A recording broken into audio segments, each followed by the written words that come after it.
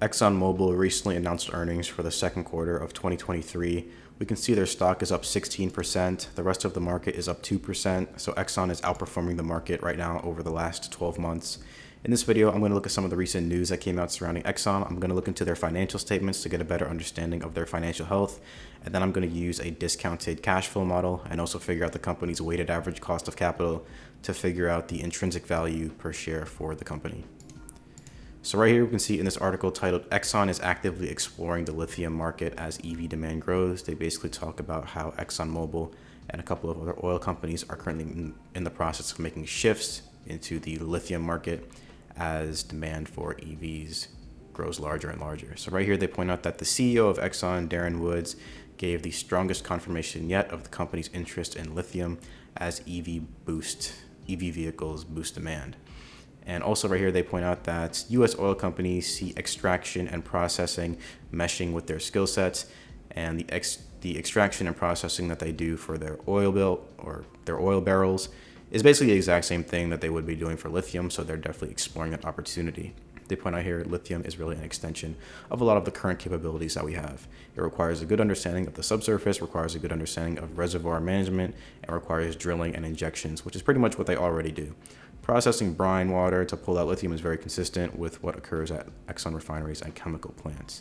So if they are able to make that shift, then that would obviously be a huge move for ExxonMobil. Right here, they point out one of their main competitors, Occidental Petroleum, is the farthest along in terms of exploring the lithium opportunity. And as we saw from the last video, Occidental Petroleum is Warren Buffett's oil stock pick. So there could be something behind that. Obviously, we hear a lot of good news about Occidental Petroleum, so this could be one of the things that's giving them a competitive edge. Then lastly, right here, they point out that global lithium ion or lithium demand is rising fast. EV batteries and stationary storage are key reasons. Lithium demand tripled between 2017 and 2022, so it's growing really fast. And although lithium is still a very tiny market compared to the fossil fuel sector, if demand keeps on getting bigger and bigger, it might get too big for big oil to ignore. So pretty interesting. If ExxonMobil and some of these other oil companies are able to make that shift to the lithium market, then they could basically prevent themselves from going obsolete as technology advances. Right here, these are their financial statements. We can see their income statement shows that revenue decreased from 115 billion to 82 billion from 2022 to 2023. That's a decrease of 28% year over year. And then right here, net income decreased from 17.8 billion to 7.8 billion. That's a decrease of 55% year over year. So pretty unfortunate news for ExxonMobil. We saw that Occidental Petroleum was showing similar results. Hopefully they're able to make that shift to lithium so that they can start seeing an increase in the trajectory of their revenue and earnings. But at the moment, we are seeing a decline because of the fluctuation in oil prices. Right here, we can see for their balance sheet, total assets came out to 363 billion, down from 369 billion. They have 206 billion of equity and 156 billion of liabilities. They were able to pretty substantially reduce their liabilities position in 2022 and 2021 because of the large influx of cash that they experienced as a result of the hike in oil prices due to inflation. And so since then, obviously, their balance sheet looks a lot healthier. And we can see that they have basically earnings reinvested or retained earnings of $444 billion. So very impressive for ExxonMobil. Lastly, right here for their cash flow statement, we can see they're comparing the first half of 2023 to 2022. Operating cash flow is down from $34 billion to $25 billion.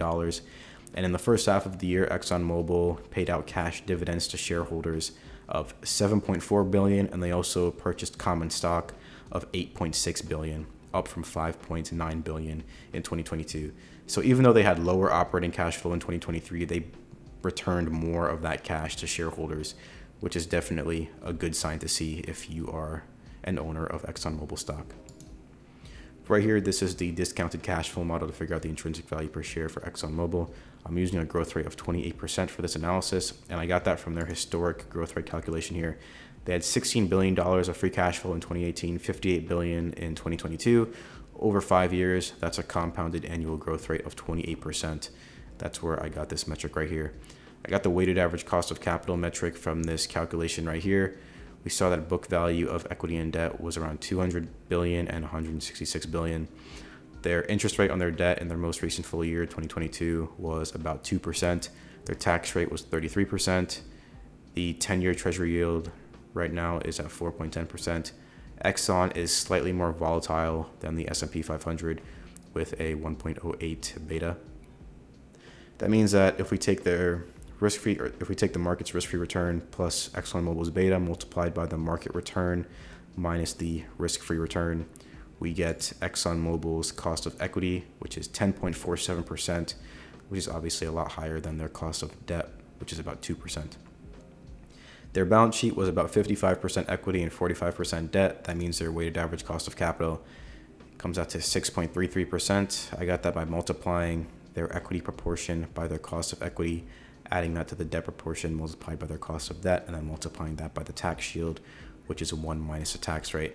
That's where I got this 6.33% metric right here for their WACC metric. Terminal value 10, year one free cash flow 58 billion. They have a net debt position of 12 billion, 4 billion shares outstanding. That puts their intrinsic value per share at a very optimistic $700 per share. Now keep in mind, this is based on their historic growth rates.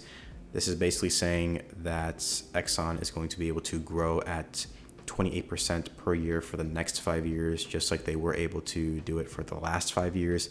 But if they aren't able to grow at that optimistic of a growth rate over the next 5 years, and then 14% over the next 5 years after that, this intrinsic value metric would be way, way overvalued.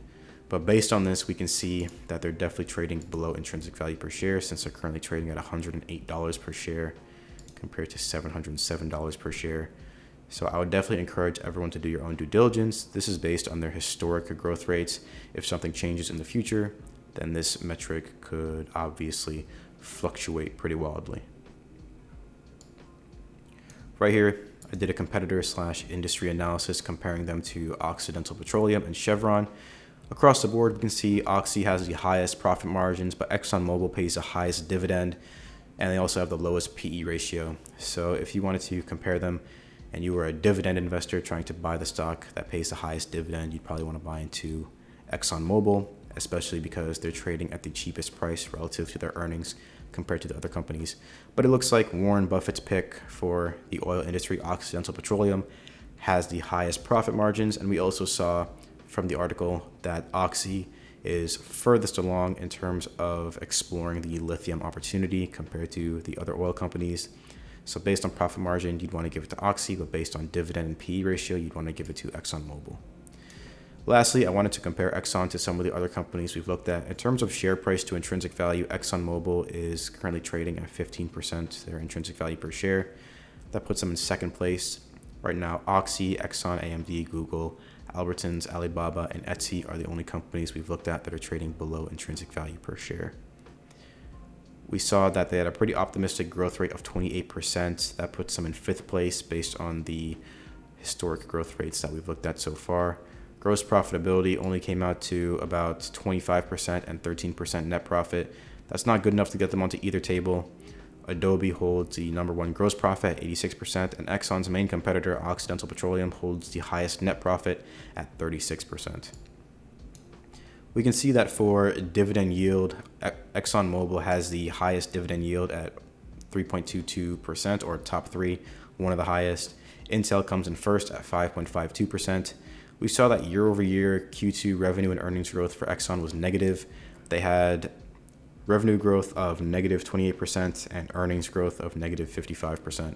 Definitely not good enough to get them onto either table. Tesla had the number one Q2 revenue growth at 47%, and then Intel had the highest earnings growth at 400%. Lastly, for stock performance over the last 5 years, Exxon doesn't make it onto the table. They have a return of 35%, which is not good enough to get them onto the table. Right now, Tesla holds the number one spot at a little over 1,100% return over the last 5 years. So based on this, it looks like Exxon is not competitive in terms of their growth, their profitability, or their stock performance.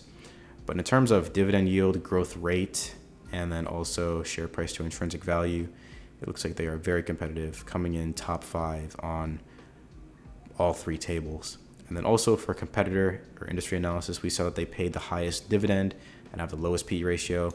And based on these very optimistic growth rate estimates and assumptions, it looks like Exxon is currently trading below intrinsic value per share. So let me know in the comment section down below what you guys think of Exxon. Leave a like on this video, subscribe to the channel, and I'll see everyone in the next one.